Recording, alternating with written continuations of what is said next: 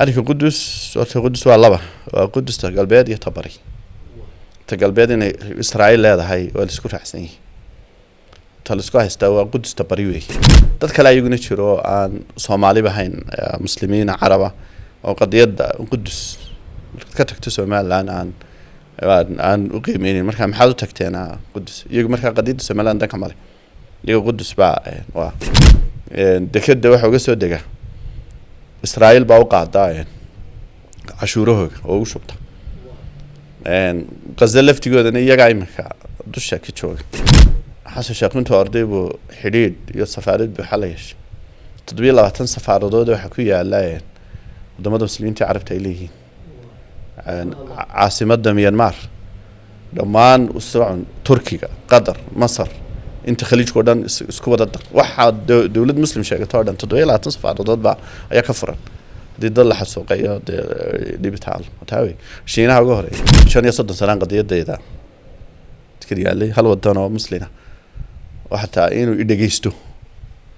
ودياري مشري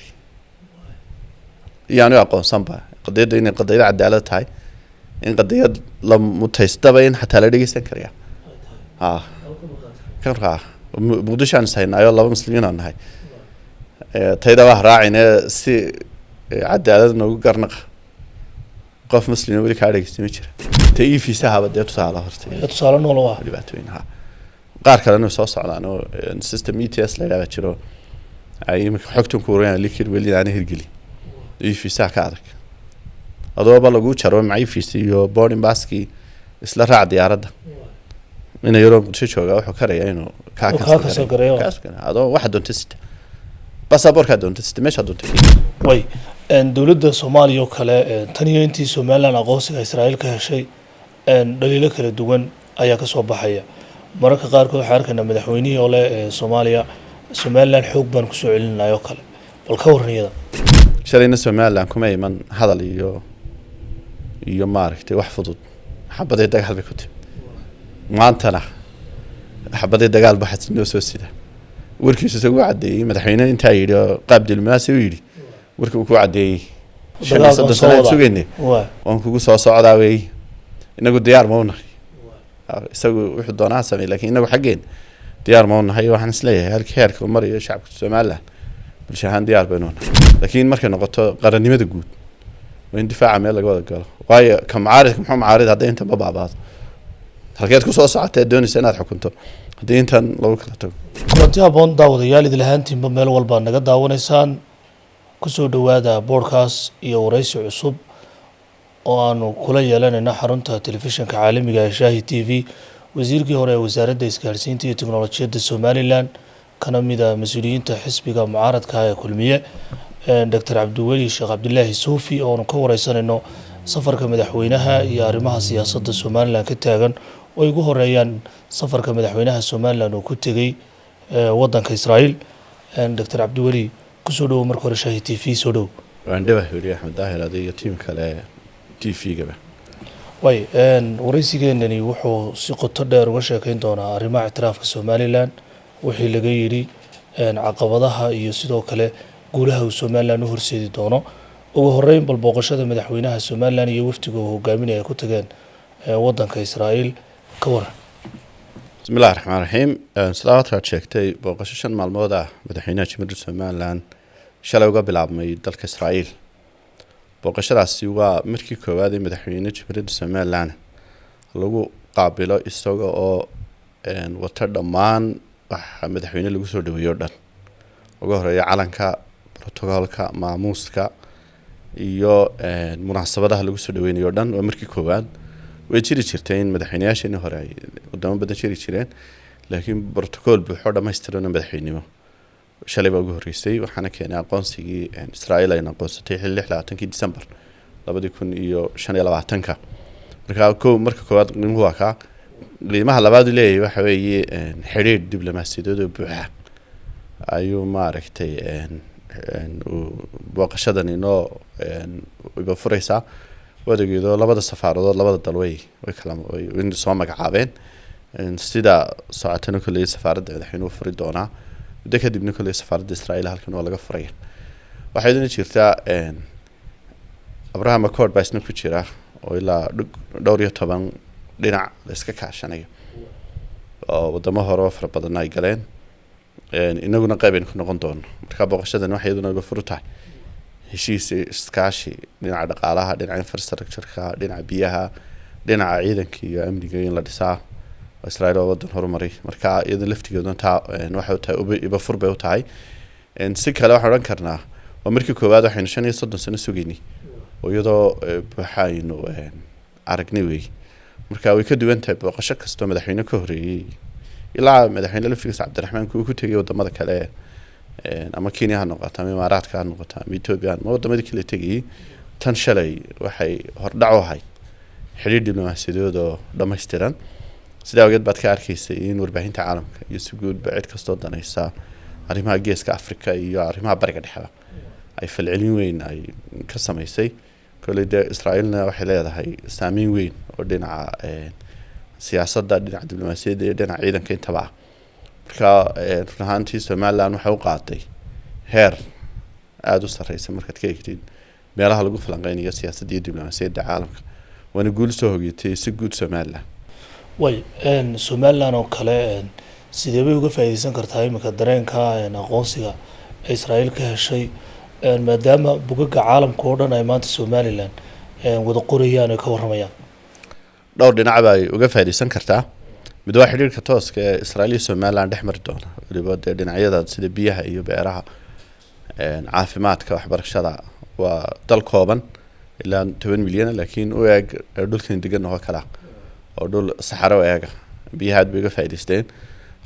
beeraha wadamada ugu horeeyay ku jiraan waxay soo saaraan kale Europe iyo meelo badan baa la geeyaa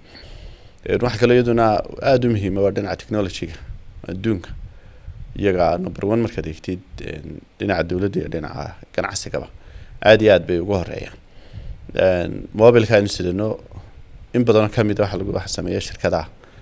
Israa'iil waa wadanka ugu horeeya markaad ka eegtid shirkadaha yar ee hal abuurka ganacsi leh uu ka soo baxo markaad eegtid dhinaca kalena qaybta cilmi baarista R&D waxa la yiraahdaa research and development waa cilmi baarista iyo horumarintana wadamada ugu horeeya ku jirta marka taasi waa ka faa'iideysiga xiriirka tooska waxaan ka faa'iideysan karnaa Israa'iil waxay leedahay wadamo badan oo xiriir toos ah leeyahay oo ay isku dhinac yihiin oo ugu horeysa Hindiya Greeka wadamada reer galbeedka kale iyo Argentina wax kamid ah Latin America marka wadamo fara badan baa jiro inay xiriir leeyihiin marka albaabay noo noqon kartaa in kuwaana xiriir toos ah la yeelano waxa kale aynu ka faa'iideysan karnaa waxa weeye image-ka waxa la public image-ka dooda in maanta madaxweynahaagi calankaagi wafdigii tagay Somaliland waxay ka dhigan tahay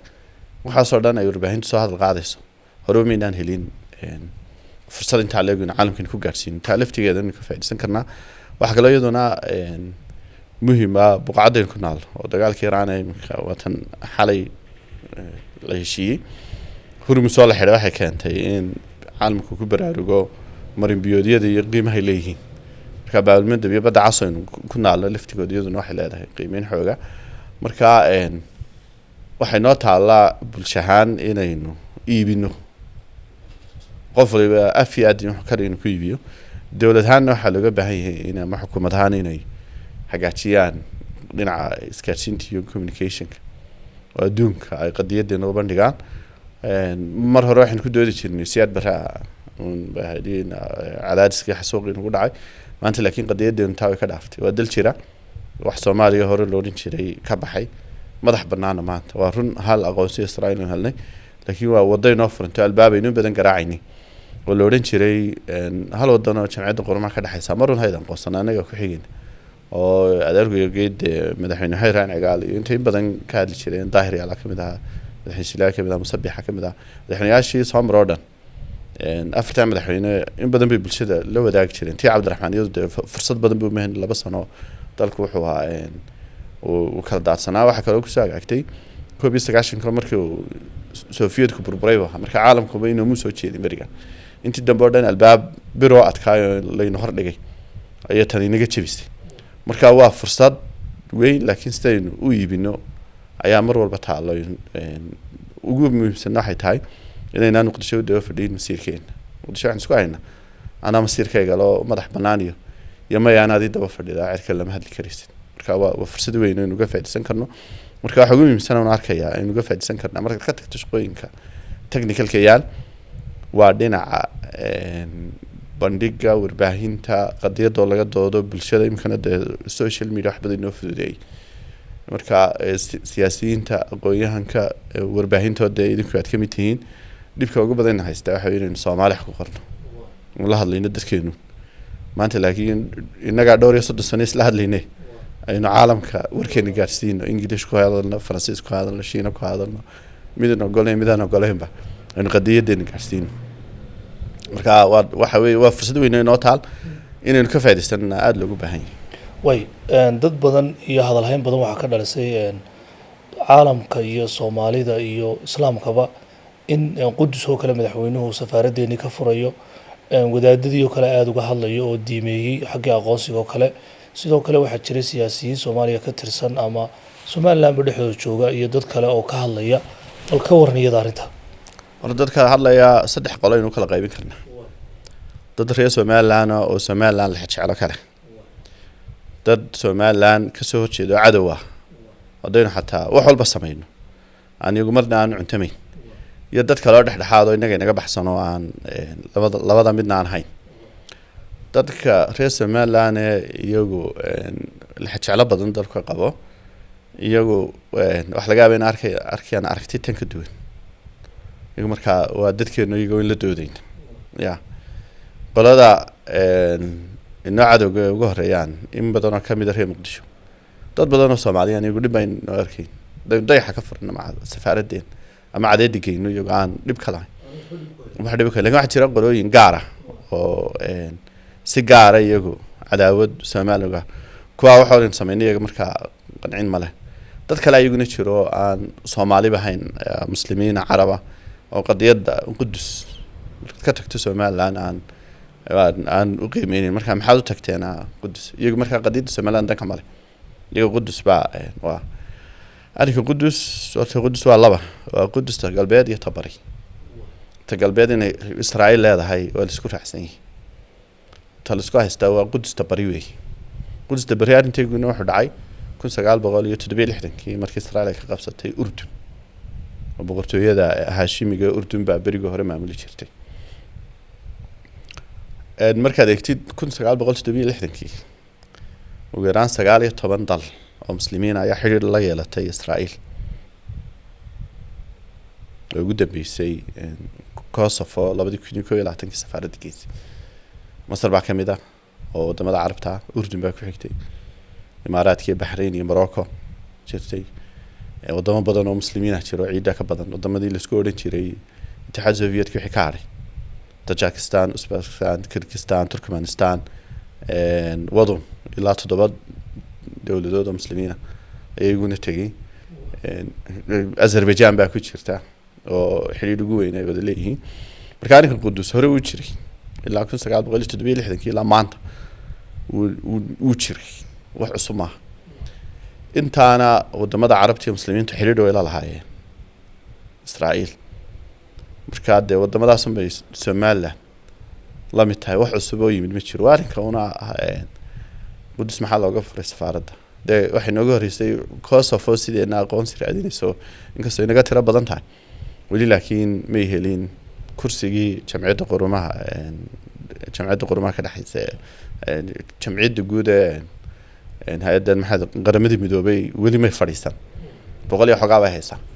oo wadayadu ay furtay marka dambi u gaar Soomaaliland oo si gaar ah loogu shacbadayo lagu dambi haba yaraatay ma jirto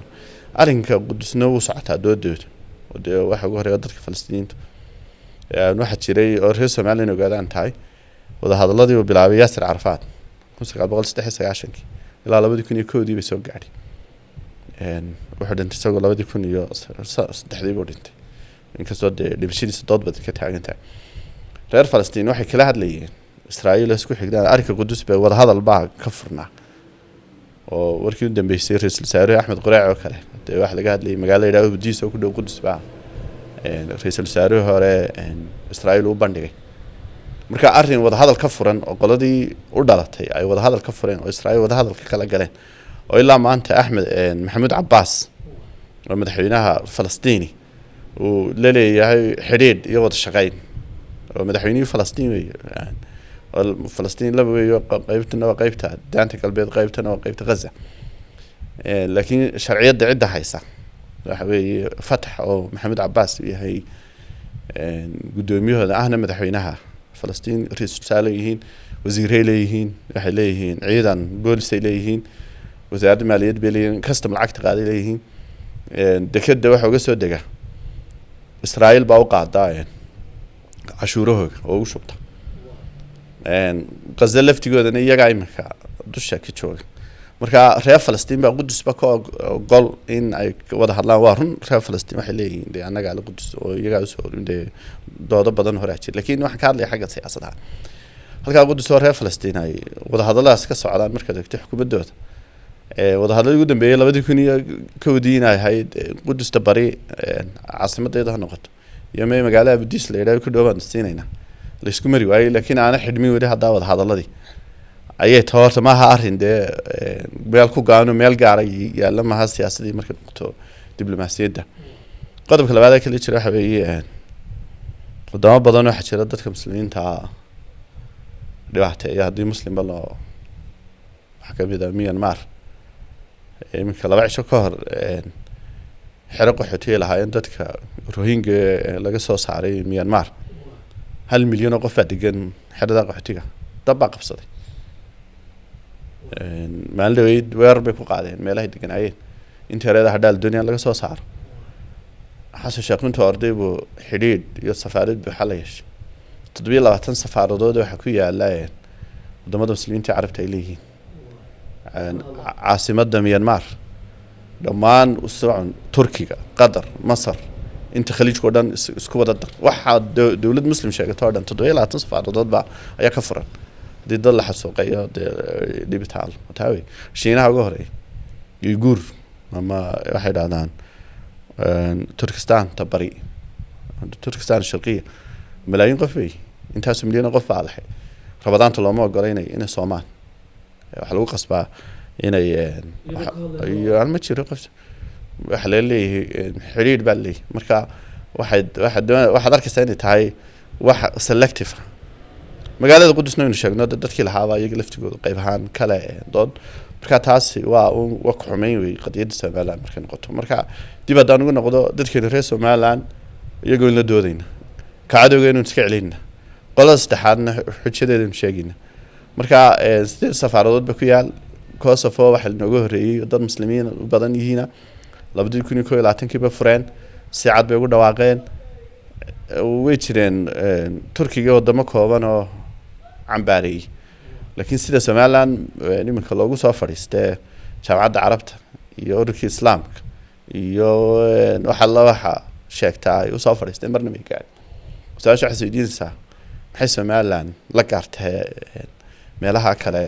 ay ugu heliyeen carabta kaliya uga hadlaysaa وسؤالان سويدين كنا قف كستور سمعنا ما ديراد إننا نساقل يا واحد ديراد نساقل وبقعد يندقنا أنت ويقول الدنيا أنا طب فريستي حسن شيخ ولو جهد ساميني مال والب مركب واحد شعب كريس ومالان وحيد هذا علمي كل سنة هالكيت لكن أريك سفارة القدس تنسى صعد أنا ما صار دم بحير الله يلته مركب أنت هسه هم تبي تشران maxay naga gaar inooga soo saaray inaga waxa gaar naga soo saaray xaweey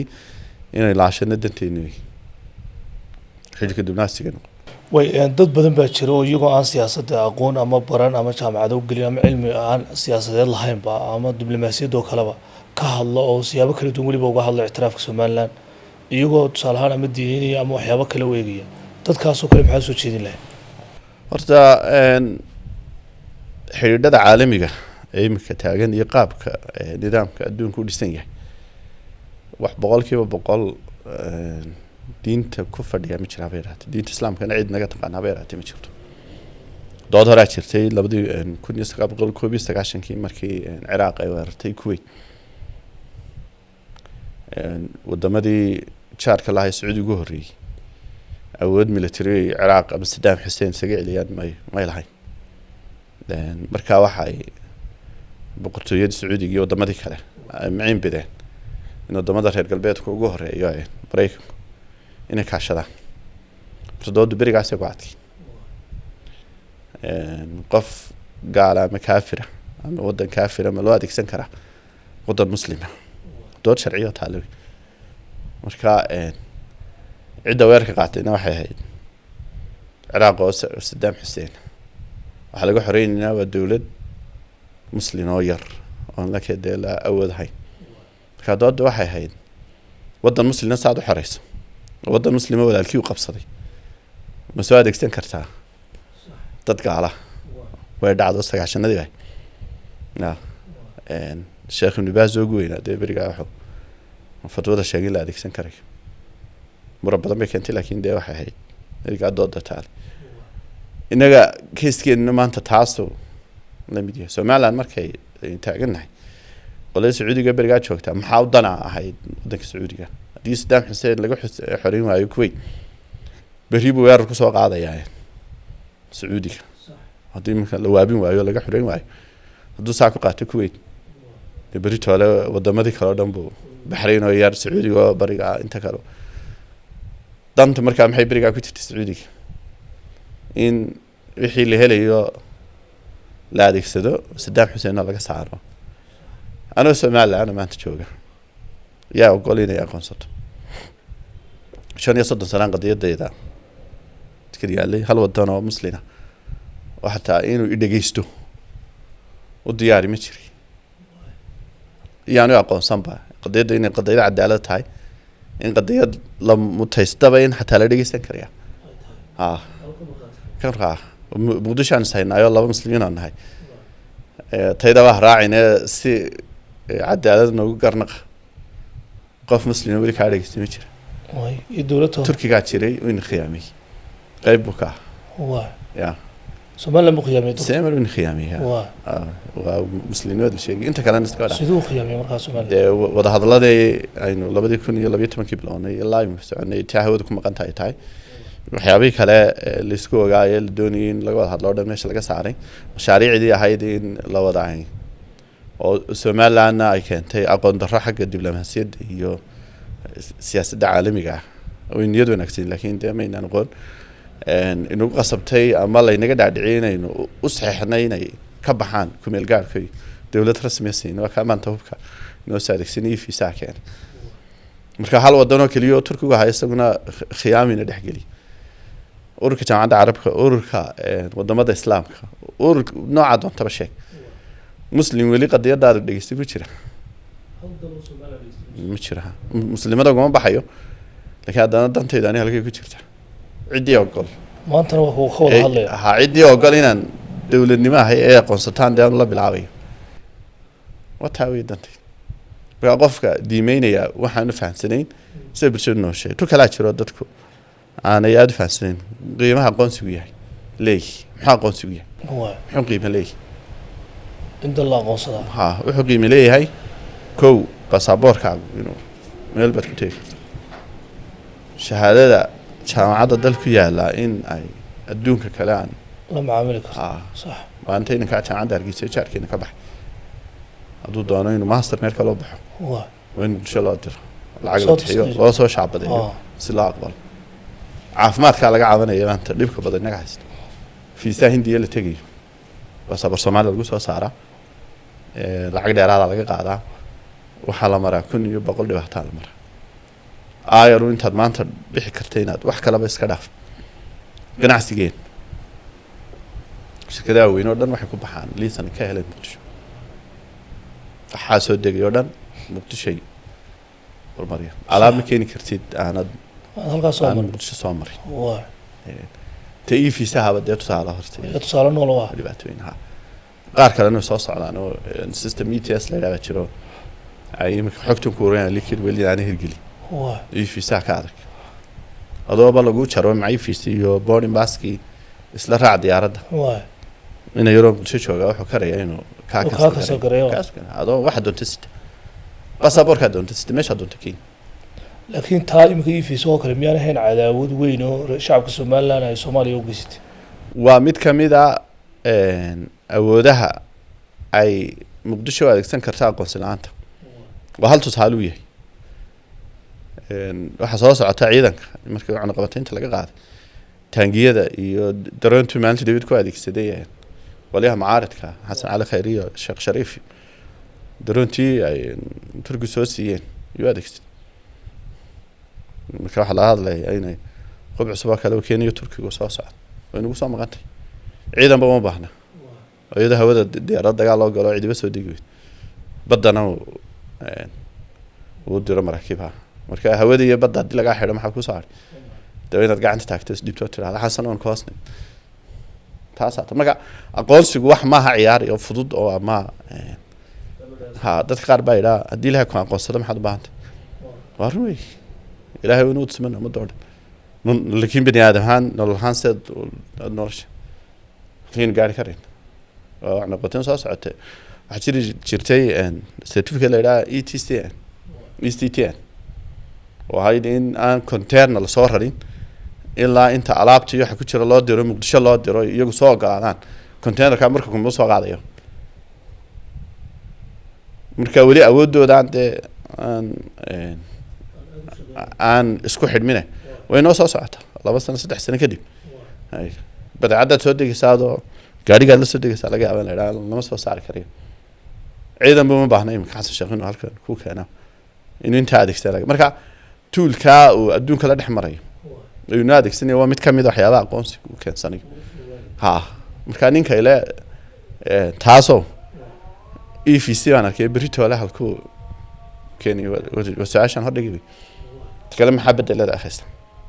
ka soo qaada aqoonsiga Israa'iil ka yidhi adu maxaad u haysaa xal dadka reer Soomaaliland aan hayna aqoonsiga bal waa inuu imanay muxuu xal hayaa qofka kale ka doon ma haya xal way sheekaba jirtay inta badan ay yiraahdaan madaxweynaha Soomaaliland ha qaato ra'iisul wasaaraha ha qaato midnimada Soomaaliya oo kala dib ugu soo noqoto taasi waxay macna yeelan lahayd intii aynu wada hadalada ku kula jirnay 2012 ka bilaabantay ilaa 2000 waxay timid waxaad ogeedeen 2012 markii uu dhameeyay Djibouti la isku arkay dhowr iyo 10 sano socotay waxaan isleeyahay 15 16 17 kulan ayaa la galay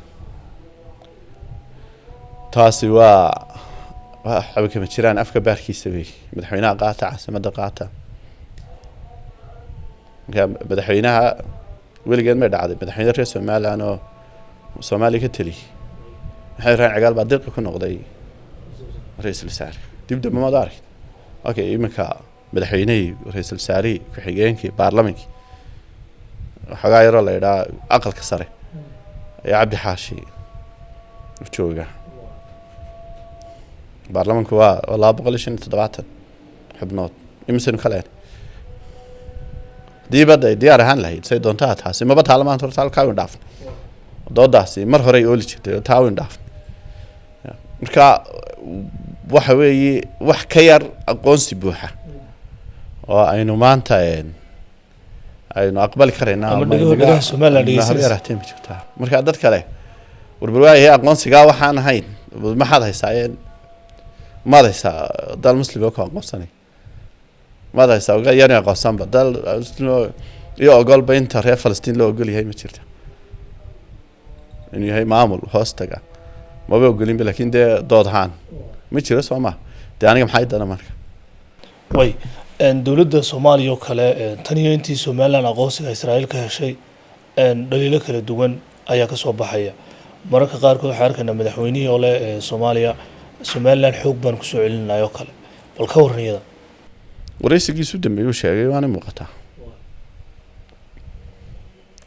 wada hadallada horta Sheekh Shariif baa bilaabay shirkii London ku bilaabay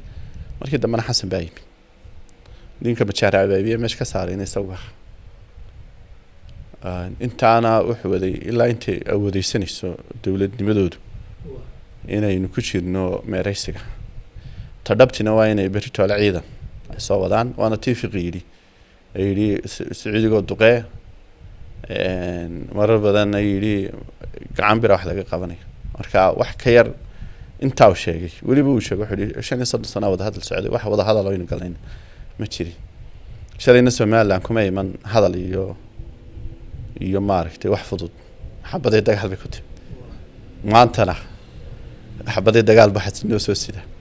warkiisa isagu cadeeyay madaxweynaha inta yiri qaab diblomaasi u yiri warkii uu ku cadeeyay shaqada soo sugeynay waan kugu soo socdaa way inagu diyaar ma unahay isagu wuxuu doonaa sameeyay laakiin inagu xageen diyaar ma unahay waxaan isleeyahay halkii heerka mariyo shacabka Soomaaliland bulshahan diyaar baynu nahay oo wax ka sakeeyata labada ka kooranaya afkiisu macaan yahay Soomaaliland iyo walaga gardarnay ka saxtar laakiin ka fiiraayo soo maqanay kan kale warkiisu caadi marka fariinta dadka reer Soomaaliland waxay warwaa inagu soo maqan yahay dagaal iyo waxa inagu soo socda iyo xoogi muu diyaar garoona diyaar ma noqona afiyaadina oo wada hadalkan gudaha ma ka baxnaa iyo soo maqashay horta wada hadal ma jira hada wax leeyahay ma jirto way wada hadalka tusaalaha shacabka Soomaaliland iyagu ay isu jawaabayaan gudihii mucaaradnimada gud baha laba inaan kala saarno iyo waxna waa dooda dhexdeen dooda siyaasiga warbay furantay xisbiyan u sameysnay dimuqraadiyiin leenahay qofka xora qof halkaas istaagay madaxweynaha si doon ugu dhalacaynay xaq bulay inta aanu ka bixin xadka xisbiyan u sameysnay maxaafid mucaarad waxaan u sameysnay dooda dhexdeena laakiin markay noqoto qarannimada guud وين دفاع عمل لك ولا قال واي كم عارض كم حم عارض هذا أنت بابا بعض هالكيت كوسو ساعات دوني سنة حكمته هذا أنت لو كلته هذا اللي هو يستعد ما أنت سوي مركا فان كويني شفت الله باهر هير كجدوه وارمي واحد دليل على السوشي حكومة على دليل حزبية على دليل سياسيين على دليل عيد البال على دليل كان استدعى حلقة شيء حركة واحد نص من سنة دستورين تاسين شو تقول way xisbiyada Soomaaliland gaar ahaan xisbiga mucaaradka ee kulmiye iyo ka imika jooga ama xisbiyadii mucaaradka ee hore ee Soomaaliland ka jiray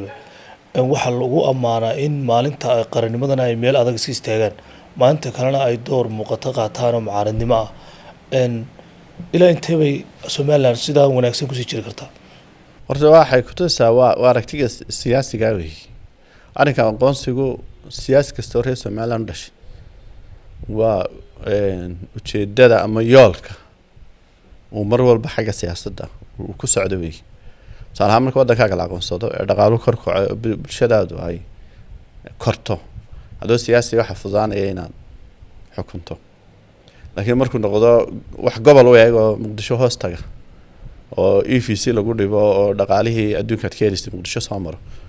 oo dibleen safiir fadhiyo Muqdisho la yiraahdo markii noo yimaado safiir ka sameeyay Soomaaliland siyaasi taamarna ku hortaay marka taas waa waxa weeye arrin marna dood gelis habeeraatay maaha xal kale waxa ku tusay inay tahay bisayl siyaasadeed oo Soomaaliland ay tahay wadamada dimuqraadiga inta badan way marka adeegto salaamka 12 September oo kale markii Mareykanku dhacay maalinta uu midoobay waxba kama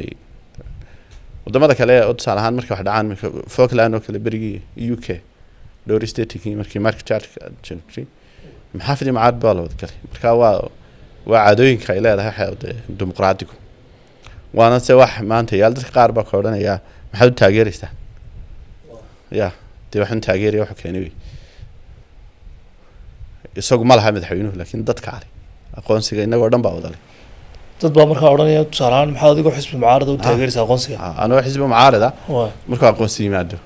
xisbiyada adduunka la xiriiraya code number 1 dalkeena aqoonsay xisbigeena wuxuu noqonay xisbiyada adduunka gaariya meel shayba gaarsiin bari markay doorasho noqotana dee madaxweynaha waa la tartamay gaar ahaan xisbiga kulmiye sideed sano hore mucaarad ahaa 14 xukun soo joogay imikana waa 2 sano ku dhowdahay marka bisayl seniority bari kala saddex sano barba haray dugsiga madaxweynaha waa saxalka aqoonsiga ku guuleystay laakiin maxaad wixii kale xaq qabataa miiska yaala marka maalinta tayada weyn ka hadlay laakiin tan waa arrin ay inoo wada yaalo u dhan way ugu dambeyn aqoonsiga Soomaaliland oo kale Israa'iil ka heshay caqabado intee leeg buu abuuri karaa tusaalahan dawladda lafteedu caqabadahaas oo kale maxaa tala ay u soo jeedin lahayd caqabadaha waa run way jiraan hawl kasto ama guul kasto gaadha caqabad baa la socota hawl caqabada ugu horeysa waxa ka imanaysaa Muqdisho xasano siyaasad ahaan ku fashilmay gudihiisii maarin kari waayay baa inaga dhiganaya salaano kaga baxsado waxaynu adeegsanayaa ururada islaamka waxaynu adeegsanayaa ururkii midowga Afrika IGAD wadamada jaarkood marka waa culays siyaasiga iyo diblomaasiga waxayna kama qaadayaan oo Israa'iilna dee dal wax laga qaado ma laakiin haddana doodeena caalamiga ay ku tahay culays wax kale oo jira in bulshada laftigeeda in wax badan bay ka filayaan aqoonsiga marka muddo wax laga yaabo haddii ay filayeen wada gaari waayeen dadka qaarkood sidoodii ay u gaari waayaan dhawaaqyada kala duwan ee meelaha ka soo baxaya laftigooda dadka qaar inay saameeyaan suurtagal capacity-ga dowladnimadeenu inuu ka faa'iideysan kari waayo hawsha inta leeyahay galnay qaabka xafiisyadeenu u dhisan yihiin iyo aqoonta dowladnimada leedahay in iyadana gaari kari weyno heerkii marka waa fursad luntay bay ay tahay guud ahaan waxaan isleeyahay iminka halkii ugu fiicneed bay bulshadu maraysaa waraysyada ay TV ka qaadayaan dadka shaarica markaa degtay uunka ka eeg qiyaasta inkastoo inaa weli deegaan hay'ada cilmi baadhiseedo sidee cilmiyeysan u eega laakiin haddana maaragtay waxaa iska saambalkee dadka oo dadka duwan hargeysa darkiisa burcad darkiisa deegaan walba darkiisa boorma laftigood darkiisa in dadku taageersan marka bulshahaan weyn midaysanay laakiin waxaan kala qaybiyaa hadhow tooleeyno yimaado toogu daran waxa weeye in layna shaydaameeyo shaydaan laga dhigo reer Soomaaliland ummadan ay ku noolahay muslimka iyo dadka reer inaga xidhan si gaar ah laynagu target gareeyayno taana inaga yasayno u sameeyno ragaal celin xagga waxa la yiraahdaa narrative-ka iyo war abuurka ee noo yaala xukuumad ahaan leeyahay hadda xad moodayn xagga communication aan la jaan qaadin oo baahida taalaan weli yani in lixda bilood ee markii kala hawl qaadan waayo weli qofka shaarici jooga reer Soomaaliland waa sax aqoonsigoon hel laakiin maxaa ku xigaya weli maskaxdiisa deegayo kuma jirto marka halkaan in xukuumaddu ugu noqoto ciddii ay kaashan karaysana inay kaashato way meesha way taalaa anaga kalan xisbi ahaana dee wadarkiisa shalay laftigeeda inaan hambaliyada dirtaan sax wixii la qabto ma haynaan iyaga dadka qaar baa ilaa substation bay noqdeen laakiin substation ma aha waa bisay doorka mucaaradnimada ma qaataan oo kale doorka mucaaradnimada imanaya laakiin imika halkan markay marayso waa waxa tusaysaa bisaylka siyaasiga iyo inuu ognahay meelaha ay tahay inaynu la qabano marka taana kale inoo taalaa si guudna gudiya dibadba qof kasta reer Soomaaliland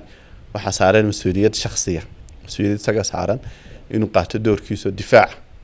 xagga hore ka galo aanu sugin inay cidi u sheegto amir aad iyo aad buu mahadsan yahay wasiirkii hore ee wasaaradda isgaarsiinta iyo tiknoolajiyadda Somaliland Cabdiweli Sheekh Cabdullaahi Soofi oo ka wareysanay arrimaha aqoonsiga Somaliland safarka madaxweynaha hadalhaynta badan ee ka dhalatay safaaradda Qudus ee Somaliland ku yeelan doonto wareysiga waxay idin la socodsiinayaan anigoo Axmed Daahira waxaad kala socoteen Shaahi TV waxaan iskaga tegayaa dhammaantayo salaamu alaykum waraxmatullaahi tacaala wabarakaatu aad baa mahadsantahay aad mudan